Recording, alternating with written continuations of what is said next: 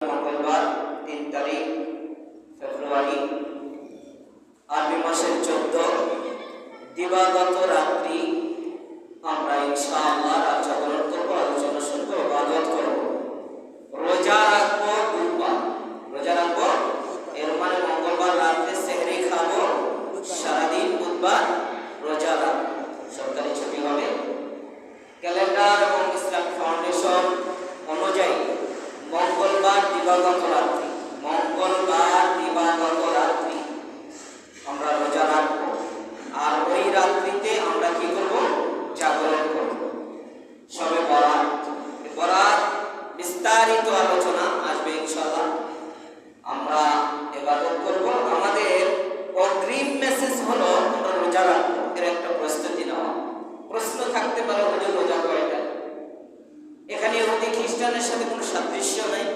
সেই অনুযায়ী সুন্নাত মোতাবেক একটি নফল রোজা, একটি নফল। কিন্তু রোজাটি অনেক দামি রোজা, অনেক দামি। কোনো ভাই যদি চায় বেশি রাখবো, তাহলে আইয়ামে 20 বলা হয়। রাসূল সাল্লাল্লাহু আলাইহি ওয়াসাল্লাম 13, 14, 15 রোজাগুলো রাখতেন। সেই হিসাবে আমরা 3টা রাখতে পারি। কয়টা? কথা বলুন। 3টা। আর নফল হিসাবে আমরা কয়টা? শবে বরাতের রোজা কয়টা?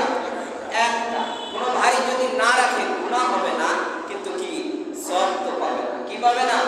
সওয়াব পাবে না। কোনো ভাই যদি চায় 2টা রাখতে পারে, কোনো ভাই চাইলে 10টা রাখতে পারে। বুঝে আসছে?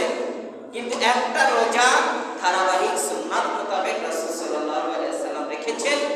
ওলামায়ে হযরত উম্মতে মুহাম্মাদিরা ধারাবাহিক শবে বরাতের রোজা রাখে, আমরাও রাখবো। এর ফাজাইল সম্পর্কে ইনশাআল্লাহ আলোচনা হবে। আজকের আলোচ্য বিষয় যেহেতু